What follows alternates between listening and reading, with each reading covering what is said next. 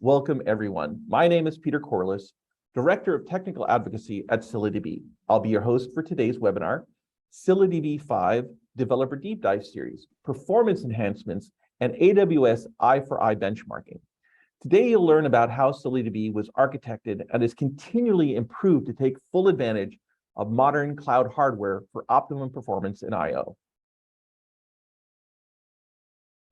First, a little bit about ScyllaDB. ScyllaDB is a monstrously fast and scalable NoSQL distributed database. It's perfect for highly available, highly performant, terabyte scale workloads. It was patterned after Apache Cassandra and also offers an Amazon DynamoDB compatible API. And here's a quick snapshot of some of the many industry game changers using ScyllaDB. As you can see, it's not just one industry. Anyone looking to run a big, fast, always-on distributed database can use us. You can start small and keep scaling. There's no barriers to hit as your company or your use cases grow. And if you don't see your own organization on this list and have a great use case to share with us, hit me up after this event. I'd love to hear your success story. Without any further ado, I have the pleasure of introducing to you our speaker today, Pavel Emelianov, Principal Software Engineer at ScyllaDB, who leads the work on our engineering team. Welcome, Pavel. Hello. Yes, my name is Pavel. I'm ex-kernel guy. I used to play with Linux containers for several years. Now I'm playing with Scylla and Sister, so apparently now I'm the database guy.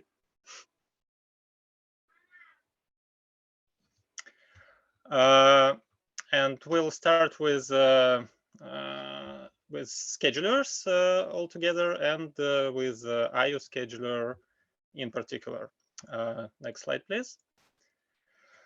So first things first, when talking about managing a server workload, we always mean schedulers. If there are different components that want to get access to some limited resource like CPU time, memory or disk IOPS and bandwidth, then we need a scheduler to manage this access.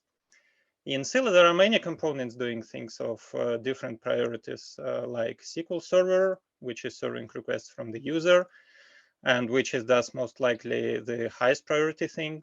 There is component that keeps cluster nodes tied together and not losing information about each other. Finally, there is background compaction running that should have the lowest priority because it's background. But nonetheless, it generates the heaviest load on the disk. Next slide, please. There are several ways to manage resource access. One is the well-known threaded model, where the service is implemented as a bunch of OS threads, each doing something and letting the kernel maintain the resource access. The drawback of this approach is the cost of a context switch, even between threads. And the amount of memory threads may need to support their work. Another source of troubles is the need to synchronize threads with each other. Kind of opposite to this, Sister uses shared nothing approach, in which the node is strictly partitioned into pieces we call shards. And each shard is a CPU core and some amount of RAM. Shards don't lock on each other. Instead, when they need to communicate, they do it explicitly through a dedicated CPU to CPU communication bus. Yes, thank you. This approach works extremely well for CPUs and for memory, but not for disks, unfortunately. Why is that so? If you have n CPUs, you just partition them. If you have some amount of gigs of RAM, you just assign each shard 1/n of it, and that's it. But systems typically have just a few of disks. Even if it's I don't know, 96 cores monster, you wouldn't get more than, say, 12 disks on it. And it's not possible to partition them. And when saying partition, I do not mean the space partitions when you store the data. I mean partition the IO throughput and IO operations per second, well-known IOPS. And thus disks are the point at which share nothing approach stops working and shards start to implicitly affect each other. Next slide, please. Thanks. Typically, disks would pretty well would work pretty well with respect to multiple CPUs. There is always a certain level of internal parallelism inside the disk. So if several shards do I/O simultaneously, they won't notice each other up to some extent. If loading the disk more, then disk starts queuing requests internally. But it's often still possible to apply Little's law here and predict how shards would affect each other. Often, but unfortunately not always. We found out that while being good and predictable on pure read and pure write workloads, disk fail on mixed I/O when reads and writes come together. Yes. Here's an example. The rightmost couple of bars called peak is the maximum IOPS for reads and writes when they run on their own. Next to it, called pure, is the same. Disk is doing just reads or just writes, but the workload has the concurrency of 1, which means 1 request at a time. The IOPS in pure is lower than the peak one because disk doesn't exploit its internal parallelism, but it's still expected and stays within the initial model. And next, third from the right, comes the continuous bar. This is the IOPS of mixed workload that consists of both reads and writes with concurrency of 1. You see, the disk clearly preferred serving writes, even if it means getting the resource from reads. The read IOPS drops more than 2 times, but writes just few percents, and it's not what we expect from disks. Next, several bars, they show the same mixed I/O in cases when we start throttling write load. Next slide, please. Thank you. And actually, this experiment is how we came to the idea of the I/O scheduler that not only maintains fairness between I/O classes, but also holds requests in its internal queues, trying not to overload the disk. And to get the idea of what not to overload means, we developed a disk exploring tool called Diskplorer. What it does, it runs all sorts of workloads, reads and writes of different intensities. By intensities, I mean different IOPS and different bandwidths, and collect the latencies from the disk. Next slide, please. For example, that's how the collected data looks like for a disk on i3EN AW instance. The X and Y axis denote the intensity, IOPS and bandwidth of reads and writes, and the latency of reads is color-coded inside this area. Upper plot is P19, lower is P99 values. The cyan color denotes nice latency we want, less than a millisecond. More blue and even more purple color means higher latency of tens to hundreds of milliseconds. This disk, as seen from the plot, is a good half duplex one that can exchange read bandwidths for write bandwidths. Pretty stable, and if we want to get sub-millisecond latency from the disk, we should make sure that we do not load disk outside of this triangular area. Next, please. And that's an example of a much better disk, specifically the I4i one, and that's why we love this instance so much. The axis and colors mean the same, but this time the disk shows almost full duplex behavior. with really, really good sub-millisecond latencies at almost any workload. In fact, under a typical I/O, we see on the scheduler level, it's almost possible to turn the scheduler off. Real Scylla would very rarely generate the I/O that corresponds to these purple triangles on the top right corner. So that's why we are so excited about I4i, but still, next slide, please. We need to tackle it somehow. To control this intensity we generate on the disk, we use a nice algorithm called token bucket, which is known for a very long time. We adopted this algorithm to maintain the weighted load each request adds to the disk ability to perform well. There is a formula. I do not share it here. But it takes into account all parameters of a request, its direction, if it's read or write, the request length, and the algorithm makes sure that IOPSes and bandwidths that the disk would experience, if serving it, would stay inside this cyanish safety area that we've seen from previous slides. Next slide, please.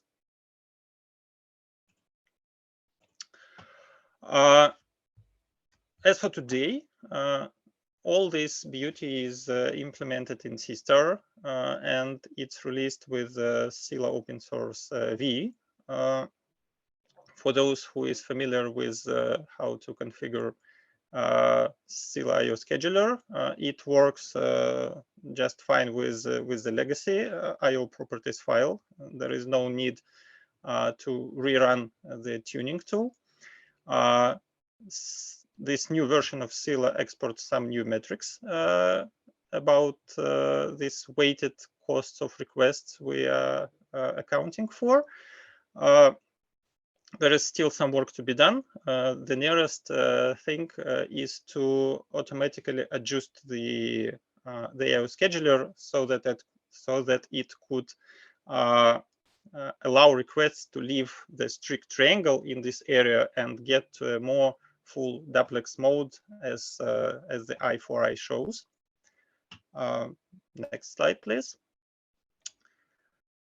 And to wrap things up about the IO scheduler, a couple of historical screenshots I couldn't refrain myself from showing.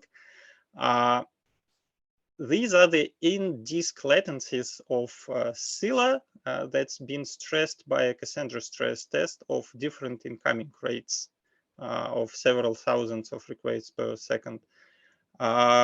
We collected these plots and took screenshots when we tested if the new scheduler worked at all, not even considering its performance. The upper screenshot is about Scylla 4.6. I do not know if it's well seen on the screen or not. Yeah, it's well. The 4.6 Scylla shows tens of milliseconds of latencies under all the workloads. And 5.0 Scylla, of course, it has not just a new IO scheduler, but still IO scheduler does its job and allows much nicer latencies of the requests. Now I'm giving the stage to Peter, and he would show some bigger picture of how things look like. Yeah, I mean, what we've been talking to you about, what Pavel's been showing is theoretically, this is how it should work. So we wanted to show you about how when you throw this on, now we have ScyllaDB 5.0, and we've just released Scylla Enterprise 2022. How does this work on the latest AWS EC2 instances known as the I4i? We prefer these because they have directly attached to NVMe, so you're going to get optimum performance, and it's a hand in glove for Scylla to be running on these kinds of instances. For those of you who are not familiar with the I4i, I just want to go over a couple of the key differences here. They will appear on the sheet here very similar to the i3s that you're familiar with. the number of vCPUs, the amount of local storage. But you'll notice that there's some subtle differences. For instance, they're running the Intel Xeon Ice Lake processor. That's running at 3.5 gigahertz versus the old Broadwell's running at 2.3 bursting to 2.7. So it's a faster chip overall. But on top of that, at the very high end, take a look at this one at the bottom. It's called the i4i.32x large. That's capable, well, it's got 128 vCPUs, which is monstrous. And then it has twice as much RAM, a terabyte of RAM, and it can store up to 30 terabytes of storage. So that's double what you get on an i3 metal. But the other thing that we're talking about here is the fact that the SSDs that they're using use a new Nitro hypervisor, and they're calling these Nitro SSD. And so the disk IO itself is going to be there. Now, a lot of other systems are kind of like they're handcuffed by Java. They're running a virtual machine, and they can't really know what the hardware is that they're running on, so they can't optimize it. But as you see, we run this Disk Explorer, and there's a kind of a setup tool that we run so that when you install ScyllaDB on a certain kind of infrastructure, we tune it for optimum performance. And we have made it so that the i4 series is optimized when you install ScyllaDB. So let's see what that looks like. Oh, now, first of all, I do want to say this, is that there are two factors at play. The question is, how much is ScyllaDB's, 5.0 has faster algorithms, but also the i4i is intrinsically faster hardware. I will give the caveat that we didn't isolate for specifics. So we didn't try a matrix of, testing to see whether it was performance improvements specifically from ScyllaDB or the hardware. So this is a kind of a mix, and I just want to caveat people with that. But let's see how this looks compared to, we just ran last year a benchmark of ScyllaDB 4.4 on the i3 4x large and Cassandra 4.0 on the i3 4x large. These are instances that you'd probably be using already. And if you want to get access to that last year benchmark, here's the link. We have not published these new numbers. You are literally the first people we're showing outside of ScyllaDB to see these numbers. So this is really awesome exclusive content just for you here today. So first of all, if you just write a disk intensive 100% writes, like if you're just loading up the database, your initial load of content, so you're just dumping, gigabytes and terabytes, maybe petabytes of data to disk, this is what your write latencies are going to look like. And we were able to get 170 K ops per second. Again, that's not bytes or anything. This is operations, and each operation depends upon the size of the payload.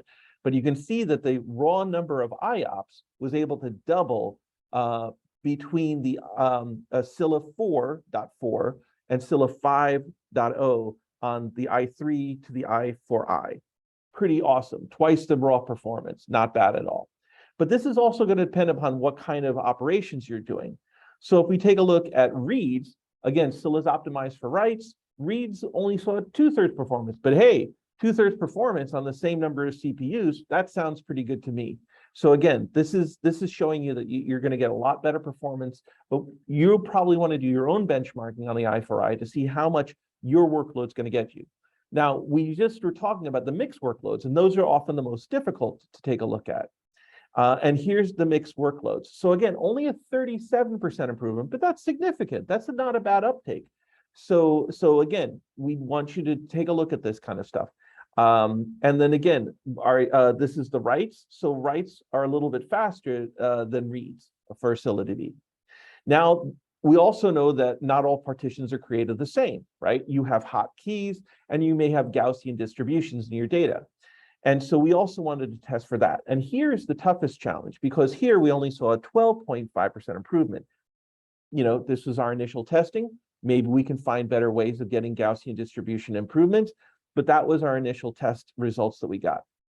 And for read latencies, we actually saw better than write improvements. We saw 28% on the read latencies.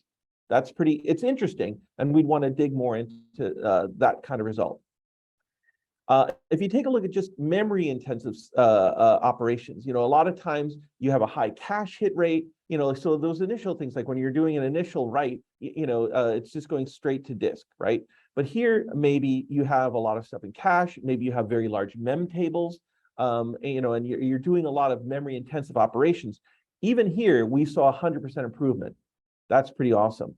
In the reads, again, depends upon the cache, and you can see that there's some strangeness where it takes a dip and then goes back up. So we want to dig more into this. But again, an 83% performance improvement before you hit that 10 millisecond latency kind of bound that a lot of people have on their workloads.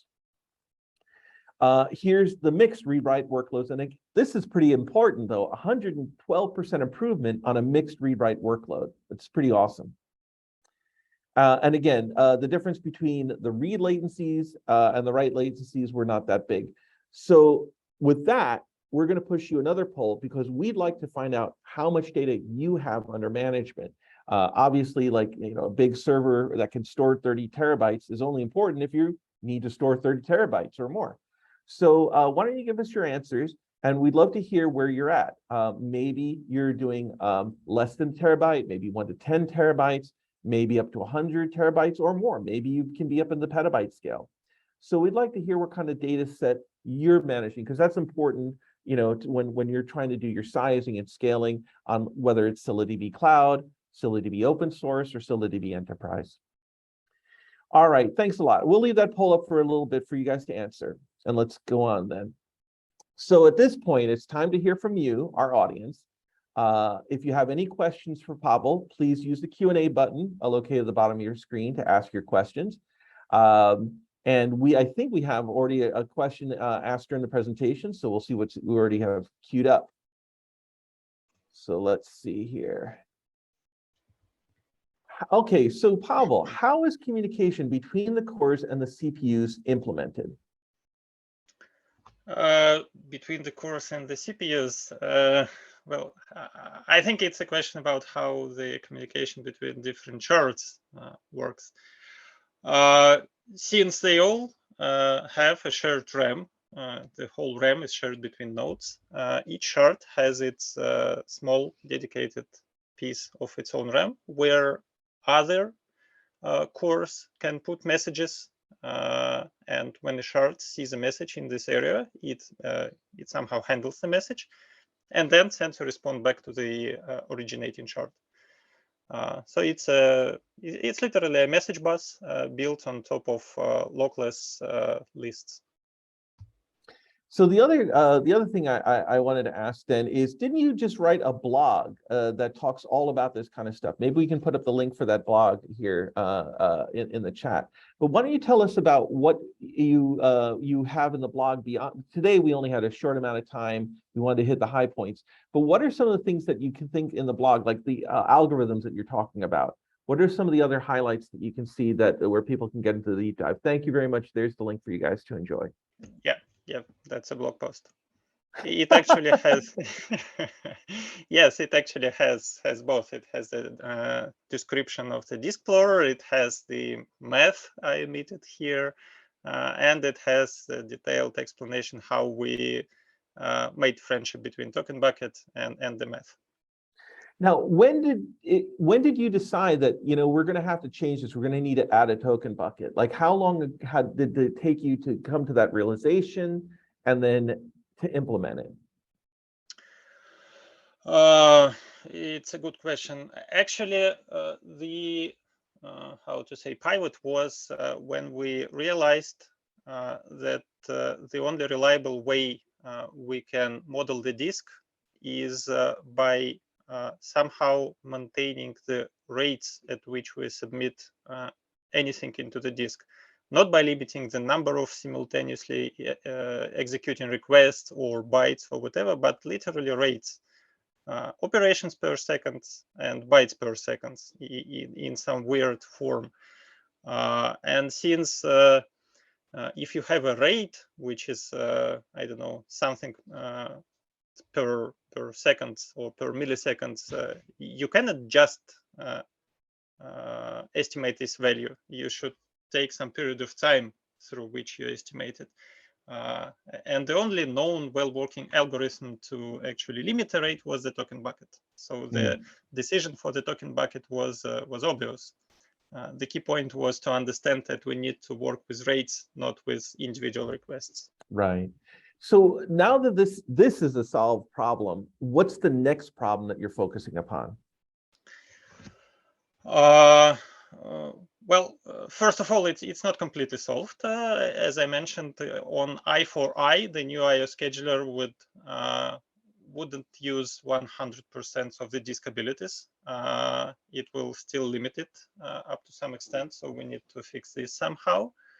The next thing I think would be inside the networking. Networking is also a shared resource. You do not have as many network cards on your node as many shards you have. It will be one or two of them. The good news is that in Linux, networking stack is just awesome. It shows really good performance. We only have two, not to say problems, but maybe challenges with this stack. First is that unlike IO, network stack takes a noticeable amount of CPU time inside the kernel. When an interrupt from disk comes, it's just an interrupt, request is ready, and that's it. It's really lightweight. When an interrupt from a network card comes, it's a whole IP, TCP processing up the stack inside the kernel. And we do not really want to share kernel CPU time with C* CPU time. So that's the first thing. And the second thing is that for CPU consumption and for IO bandwidths, we have priorities inside C*. For networking, we still don't have them. So likely we will need to implement those. So then we have a question here. Is ScyllaDB mature enough for production deployment? Well, we've had an enterprise version since 2017, I think was our first enterprise version. And today, just this morning, one of the things I was able to do was get the blog for the Scylla Enterprise 2022.1 is now available for all of our enterprise customers. So yes, we have been used in production for years now, and we have the brand newest, the things we're talking about now are available in enterprise. And in fact, you can read in the blog how we are changing the entire release process for ScyllaDB so that the open source features are showing up in enterprise. And this, I think, was within a month of the open source 5.0 release and the enterprise 2022.1 release that shadows it. So yes, it is available for production deployment. And then when are you going to release? Oh, okay, and that was the enterprise thing. And then, I mean, ScyllaDB V. Okay, so ScyllaDB V is more of a concept against which there are a number of different releases. So the first release was ScyllaDB Open Source 5.0, and then Scylla Enterprise 2022.1 is the first enterprise release. But the V is again more of a branding thing. It's not a specific release vehicle. It's all of these as a cluster. So it's the open source, the enterprise, and it'll soon now be available and deployed on ScyllaDB Cloud, if that answers the question. Now, there are some other features that we announced in the ScyllaDB V vehicle. You'll have heard of other releases that we have. So I can't announce a date today, but stay tuned for later this year where we're going to have a lot more goodness. And in fact, you can come and ask Kostya about the plans for Raft and some of the things that Piotr's talking about with WebAssembly. So stay tuned to that. Is that new scheduler works better also with network disks like GCP PD SSD, so persistent disks, or only mainly local SSD? So what's your opinion on using persistent disks, network attached storage, things like that? Well, there is a key parameter of a C*, we call it IO latency goal. This is a time period after which all the submitted IO would be completed. And that's a very basic constant for the IO scheduler. Nowadays, C* sets it up according to what we know how NVMe disks work. So it's sub-millisecond, really sub-millisecond. And only NVMEs can stand that time frame. There is some preparations to grow this constant if we see that the disk is slow. For example, if it's a spinning HDD or persistent disk or network attached disk or whatever. But it's not yet as perfect as it is for NVMEs. So you can make it work, but it's not yet automatical. I think though that it does talk to the industry changes that are going on, like fiber channel and other really high-speed buses for storage. But I think though that we'd like to hear from you. If you would like to test it and you get some results, why don't you send them back to us? Join our Slack channel. I know, Robert, you're already there and quite active. But we'd love to hear about how people are trying to push the boundaries of ScyllaDB. There was, in fact, a presentation at Scylla Summit about somebody who did want to deploy ScyllaDB using HDDs, and he made it work, and it worked for his specific use case because he wasn't as latency sensitive.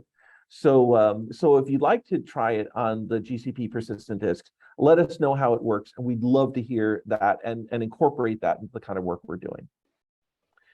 Okay, well, thank you very much for all the questions.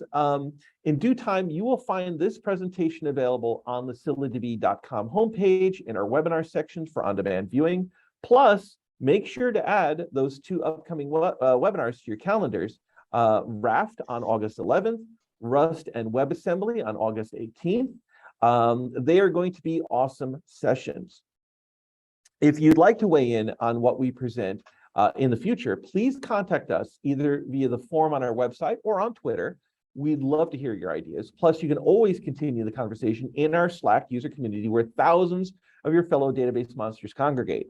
For now, on behalf of Pavel and myself and all of us at ScyllaDB, enjoy the rest of your day.